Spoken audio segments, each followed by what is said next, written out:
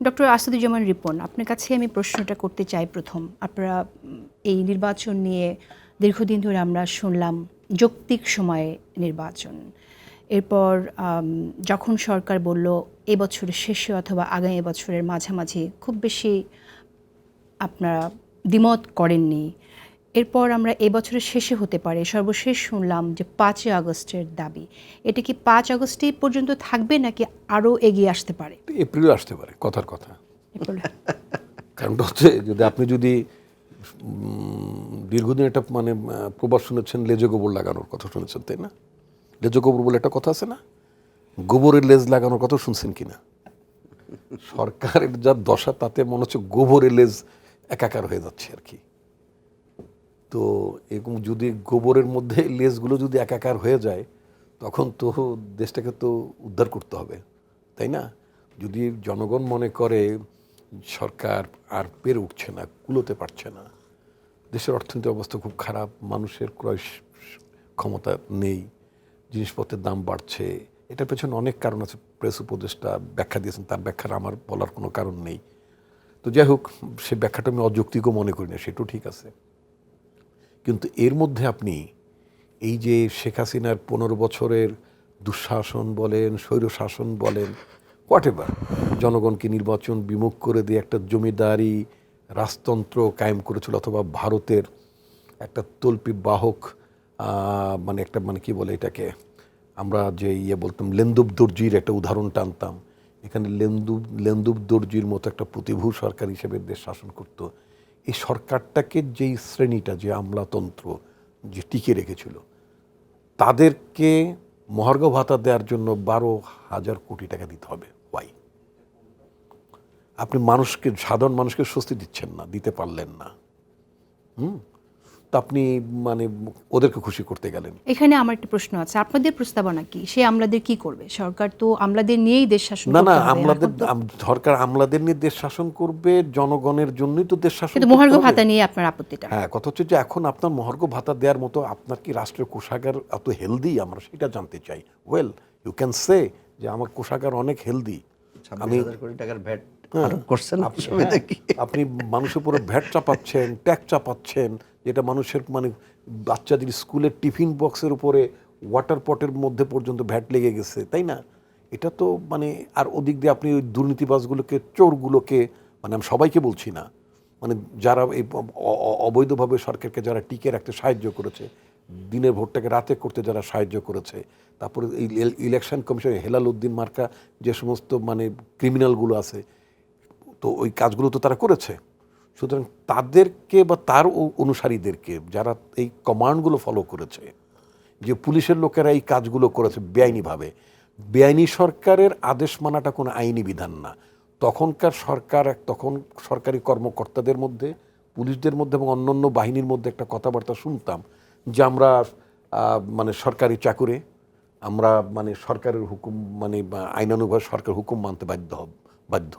আপনি কি আপনার ঘরের ডাকাত যখন পড়ে, ডাকাত তো গৃহমালিক না, আপনি প্রাণ ভয় আপনি ডাকাত যা চায় দিয়ে দিতে পারেন, সেটা আলাদা কথা, কিন্তু ডাকাতের আনুগত্য তো আপনি করতে পারেন না।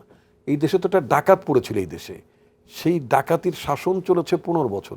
সেই 15 বছর এই ডাকাতির শাসনকে যারা সহযোগিতা করেছে এবং নিজেরও মানে ক্রাইম করেছে, ধনী হয়েছে, টাকা পাঠিয়েছে, মানে বেনজির বলেন, আদার, এগুলো সবই একটা প্রতীকী উদাহরণ, এক একটা এরকম অসংখ্য অসংখ্য লক্ষ লক্ষ। তো তাদের যে সমস্ত মানে রেসিডিউস যেগুলো প্রশাসনে আছে, তাদেরকে আপনার মানে টেক কেয়ার করার জন্য আপনি জনগণকে টেক কেয়ার করতে পারছেন না। শুধু এই একটি কারণেই কি আপনি বলছেন যে সরকার লেজে গোবরে করে ফেলেছে? একটি কারণ না, আরো ভয়াবহ ঘটনা ঘটছে। ভয়াবহ ঘটনা ঘটছে কি, যেমন আমরা বলেছি যে মানে আমাদের মানে আমরা বলতে বোঝাচ্ছি আমাদের সমমনা রাজনৈতিক দল, গণতন্ত্র মঞ্চ, বিএনপি, অন্য যারা আমরা একযোগে কাজ করেছি, আমরা সবার কথাই বলছি। আমরা বলেছি যে একটা যৌক্তিক সময়ের মধ্যে যেগুলো একটা এফেক্টিভ গভর্নমেন্ট ক্রিয়েট করার জন্য, একটা মিনিংফুল পার্লামেন্ট করার জন্য, একটা অ্যাকাউন্টেবল গভর্নমেন্ট এস্টাবলিশ করার জন্য, সেই গভর্নমেন্টটা যাতে তার কর্মকাণ্ডের মধ্যে ট্রান্সপ্যারেন্ট বিহেভটা করতে পারে, এক জনগণ তাদেরকে নির্বাচিত করতে পারে স্বইচ্ছায়, জনগণ যাতে নামাতে পারে, ইত্যাদি ইত্যাদি, এই বিধানগুলো রাখেন, মোটা দাগে এই কাজগুলো করেন।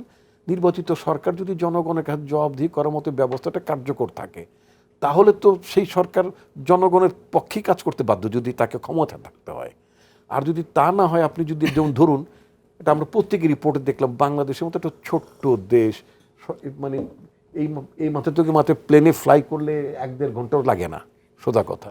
এরকম একটা দেশ আপনি 4টা প্রদেশ বানাবেন, মানে ভাবখানা হইলো 4টা প্রদেশের গভর্নর হবে, 4টা প্রদেশের মুখ্যমন্ত্রী হবে, 4টা প্রস্তাব দেয়া হয়েছে, বানানো হয়নি তো। দ্যাট ইজ দ্য সরকার। আপনি সমস্ত প্রস্তাব, হোয়াট এভার দ্য প্রপোজালস, সেটা সাংবিধানিক কমিশন বলেন, নির্বাচন কমিশন বলেন, সমস্ত সবই তো প্রস্তাব, কোনোটাই তো বাস্তবায়ন করার মতন। আপনি মনে করছেন যে এটা সরকারি প্রস্তাব? সমস্ত রিপোর্টগুলো তো কমিশনের রিপোর্ট, এগুলো তো গভর্নমেন্টের কাছে যাচ্ছে। গভর্নমেন্ট তো নাকচ করেনি যে না, we are not considering it. Government তো এটা বলতো, এই সরকার তো আপনাদেরই সরকার। আমাদের সরকার, আমাদের ছেলে মেয়েও তো আমাদের ছেলে মেয়েই হয়। ছেলে মেয়ে আমাদের হয় না? তা আমাদের ছেলে মেয়ে বকে যায় না? আমাদের ছেলে মেয়ে বিহার হয় না? স্কুল ফাঁকি দেয় না? গাঁজা বিড়ি খায় না? সরকার খাই তো।